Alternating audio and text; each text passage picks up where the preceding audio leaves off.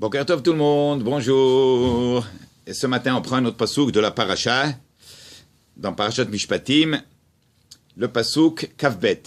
Le pasouk Lamed 30, dans le paragraphe Kavbet 22. Donc, il dit comme ça. V'anche kodesh tiyuli ou basar basade terefa lotochelu, la kelev tashlichun oto. Bon, ça c'est un commandement. Akadosh Baruch Hu demande de faire une chose que peut-être on ne comprend pas tout de suite quand on lit le pasouk, mais d'abord on va faire référence à Rashi. Rashi Tevot Rabban Shel Israël. Oui. Alors il dit comme ça. L'immetra katuv shena kadosh baruch hu mekapeh schara shel koberia. Oui. Le pasouk vient nous enseigner un enseignement qui est quand même incroyable. Qu'est-ce qu'il veut nous dire ici? Oui, qu'Akadosh Baruch Hu, il récompense toutes les créatures du monde entier. Ça veut dire, il n'y a rien qui est délaissé. Chaque chose, elle a son compte. Même un animal, peu importe quelle créature qui a fait quoi que ce soit, et si quelque chose, il faut la récompenser, eh bien, Kadosh Baruch Hu va la récompenser. Et on verra tout de suite de quoi il s'agit.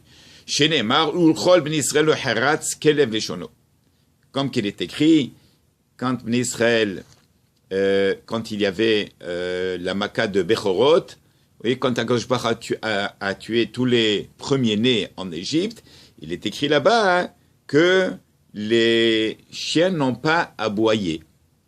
Ils ont aboyé chez les Égyptiens, mais dans les quartiers juifs, où est-ce que les juifs, dans les ghettos juifs, le chien n'a pas aboyé. Les chiens n'ont pas terrifié les juifs, les chiens n'ont pas dérangé les juifs. Bon, Amar HaKadosh Baruch Hu, nous le secharo. Kadosh Baruch Hu vient lui dit, récompense le chien. Comment tu vas le récompenser? Alors, regardez, de la sortie d'Égypte, on passe quelques parachiotes, et là, dans cette paracha, 2 parachiotes plus tard, il faut le récompenser. Qu'est-ce qu'il faut faire? Il dit, Basar basade trefa lotochelu. Quand on trouve un animal qui est taref, par exemple, si c'est une nevela, ou bien une shrita, par exemple, une shrita, et il est taref. Le shochet, il est là, il a égorgé l'animal, et on trouve un problème à l'intérieur, qu'on ne peut pas voir à l'extérieur. De l'extérieur, ça va, tout va bien, mais là, il faut voir l'intérieur, comment est-ce que ça se passe. Et si on décide que l'animal, c'est du taref, alors qu'est-ce qu'on fait avec? Il faut le donner au chien. Alors, Makov Vara Bemidrash Rabba, d'où est-ce qu'on trouve? Où est-ce qu'elle est l'origine de cette explication de ce midrash? Il dit, c'est midrash Rabba, la kelev tashlichunuto, lama la kelev, pourquoi est-ce qu'on va mentionner le chien? Oui. Amar Kadosh Baruch Hu avim atem la klavim, oui. Il y a quelque chose que vous devez au chien. Vous devez au chien. Qu'est-ce que vous devez? Besha sharakti bechor mitzrayim ayu mitzrayim yushvim kol alela vekovrim etehem vaklavim nofchim alehem. La nuit que Kadosh Baruch Hu est sorti, il a tué tous les premiers-nés égyptiens comme punition parce que eux, ils ont tué Beni Bechori Israël, tout juif qui mort, il est considéré comme le fils aîné de Kadosh Baruch Hu. Et quand ils étaient en train d'enterrer leur premier-né, les chiens n'ont pas arrêté d'aboyer et d'aboyer fort. Imaginez des centaines, des milliers de chiens qui aboient et les Égyptiens, ils essaient d'enterrer leur premier-né, et les chiens, ils sont là devant l'Israël, et Namdofrim. Et pour les Juifs, aucun chien n'a aboyé. Donc ça, c'est un passouk qui est mentionné avant la sortie d'Égypte.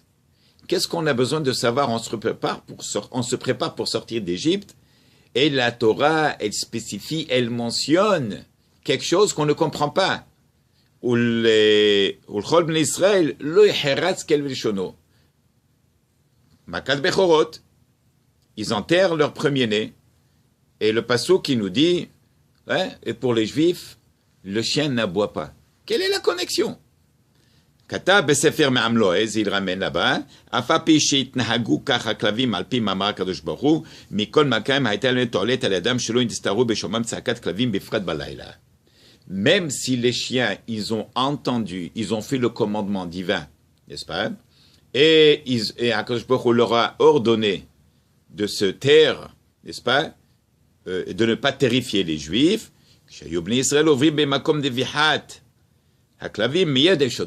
Et même, il te dit dans le Midrash, même si jamais un Juif y passe à côté d'un endroit où est-ce que les Égyptiens ils enterrent leurs morts et les chiens sont en train d'emboyer, le chien se tait.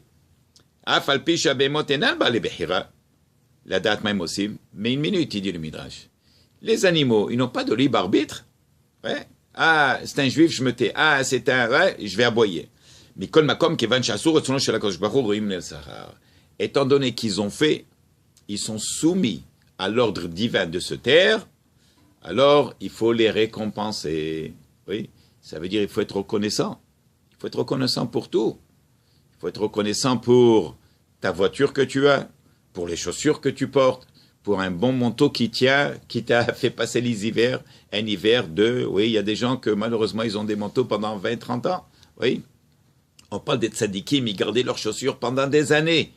On parle de 15 et 20 ans. Oui, ils faisaient très attention à tout ce qui leur appartenait. Yaakov Avinu, il a traversé Ma'avar Yabok pour aller chercher Pahiyot Ktantanot. Des petites choses, c'est comme si tu retournes en arrière, traverser la mer pour aller chercher une boîte de Kleenex que tu as oubliée. Oui, parce que tzadikim, ils connaissent la valeur de chaque chose.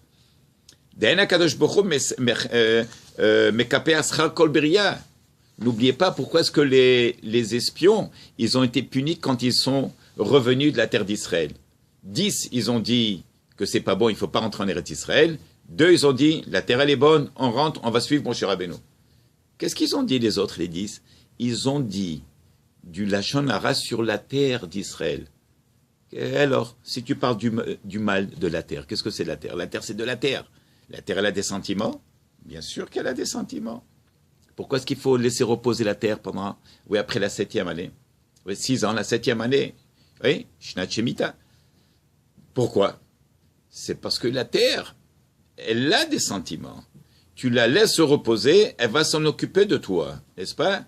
La même chose avec tout ce qui sort de la terre. Non. Maintenant, la terre, elle a son devoir de te nourrir. Et la terre, quand elle donne ce qu'elle donne, il faut être reconnaissant, il faut la laisser se reposer. Regardez, quand il écrit là-bas qu'on est parti en galoute, oui, 70 ans en galoute à Babylone, là-bas, Rachid le ramène pourquoi 70 ans de galoute? Eh bien, il dit, c'est parce que la terre, elle se lamente devant Kadosh Baruch Hu et elle leur dit, regarde tes enfants, ce qu'ils me font, ils m'ont pas respecté la 7e année qu'ils me doivent, ils me l'ont pas donné. Alors toutes les années qu'on habitait en Eretz Israël, Kadosh Baruch Hu dit, bon, stop, Adkan, jusqu'à là. Maintenant, vous allez partir en galoute. Pourquoi? On va calculer les années que vous avez habité en Eretz Israël, depuis la rentrée avec Josué et Yoshua, et on va voir combien d'années vous ne l'avez pas respecté. Ça tombe 70 ans. Et ils sont partis en galoute à Babylone. Et là-bas se déroule l'histoire. Bientôt on arrive, Bezrat Hashem, à Purim. Oui. Et après ça, ils sont revenus en Eretz Israël après les 70 ans d'exil. Pourquoi exil? Parce qu'ils n'ont pas respecté la terre. Qu'est-ce qui a respecté la terre? Elle a des sentiments. Elle a des sentiments. La terre te nourrit. La terre te donne. La terre va te faire sortir des arbres fruitiers. Même un arbre, il faut être reconnaissant. Un arbre, même s'il faut lui couper les branches, il faut lui couper avec pitié. Oui. Il dit le Ramak, dans Rabbi Moshe Cordevor, il dit là-bas, même un animal, si tu dois le tuer, choisis une belle mort, oui, mita yafa, pour cet animal. Oui. Parfois, tu dois tuer quelque chose, tu as peur de quelque chose, tu as peur, si c'est une grosse... Ouais. Ne le fais pas souffrir. Même un arbre, tu dois couper des branches, oui, pour le tailler, hein, ouais, fais-le convenablement. Oui, on n'arrache pas des branches de l'arbre. Oui, une fois, je me rappelle, on avait étudié. De nos jours, il y a, je pense, c'est un savant russe qui a inventé une machine qui était capable de mesurer le cri de l'arbre, la douleur de l'arbre quand on lui arrache des branches. Oui. Et aussi, quand on veut prendre un fruit de l'arbre, ouais, vous avez un pommier, vous voulez le prendre, on n'arrache pas, doucement, il y a une manière comment? Oui, pour protéger, pour que la prochaine fois, cet arbre, cette branche vous donne un autre fruit. Alors là, donc on revient à notre sujet. Il dit, maintenant, dans Parashat Shira, il y a le shir des chiens. Parashat Shira, c'est un livre avec des psaumes de Teilim qui relient chaque animal avec les louanges qu'il fait Hachem. 2-3 petites lignes.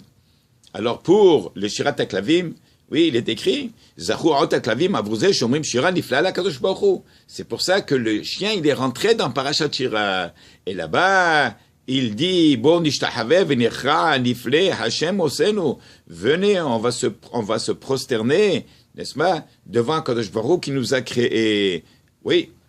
Alors c'est quand même très intéressant de comprendre. Oui, c'est important, non seulement intéressant, c'est important de savoir que cette mida d'être reconnaissant. Oui. Alors maintenant, qu'est-ce qu'on doit comprendre de là? Si, Rabotai, on nous dit que quoi? Il faut être reconnaissant. Tu as un chien, tu as une chaussure, tu as une voiture, occupe-toi d'elle. À plus forte raison, nos enfants, nos femmes, Rabotai, nos femmes, combien est-ce qu'il faut s'occuper d'eux? Nos parents, on a parlé hier de Kivud AVM, oui, comment est-ce que le boucher, il a eu ce Helek dans Olam Haba, dans Gan Eden, avec un grand tzaddik qu'il ne comprenait pas. Il lui dit, qu'est-ce que tu as fait dans ta vie? Il lui a dit, moi je m'occupe de mes parents. Et qu'est-ce que tu fais pour tes parents? Il lui a étalé toute sa journée. Il lui a dit, c'est mon privilège à moi, il dit le tzaddik, d'avoir une part avec toi dans Olam Haba. Ça veut dire quoi? Il faut d'être reconnaissant. Si on n'est pas reconnaissant, alors Barmenan, ça tombe d'autre côté. Oui. Et d'autre côté, ça veut dire qu'il y a des conséquences pour ça, Barmenan. Et nous, quand on veut la bracha, donc la bracha, c'est être reconnaissant. Oui. Reconnaissant vis-à-vis Hachem. Oui. On se réveille le matin, Modéadi lefanecha, netilat yadayim, je te remercie à Kadosh Baruch Hu, tu m'as mis sur pied.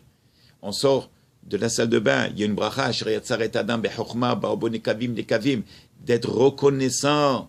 Il y a des gens qui sont à l'hôpital, branchés avec des tuyaux, avec des tubes, ils ne peuvent pas aller à la salle de bain. Ils sont allongés, Barmenan. Ils sont branchés avec des tuyaux pour essayer juste de se dégager. Oui. Alors, à Kadosh Baruch Hu, qui vient, il te met sur les pieds tous les matins, il t'ouvre les yeux pour voir, il t'ouvre les narines pour respirer, la bouche de quoi boire et de quoi manger, avec des dents, avec la protection de la langue, et des lèvres pour ne pas dire du lashon hara, avec des oreilles pour entendre des divrei Torah et pour bloquer, oui, avec le bas d'oreille pour ne pas écouter du lashon hara. Tout ça, il faut être reconnaissant à Kadosh Baruch Hu, qui nous a donné une maison, qui nous a donné une famille, qui nous a donné des enfants, qui nous a donné une bonne femme, qui s'occupe de nous. Oui. Et alors tout ça, il faut dire Hodou Hashem Kitov, qui l'olam Chazakosh Izaki Otano. Oui, qu'on serait toujours du côté de ceux qui sont reconnaissants. Baruch Adonai l'olam. Amen, amen. Donc, s'il vous plaît, n'oubliez pas de partager. Boker Tov.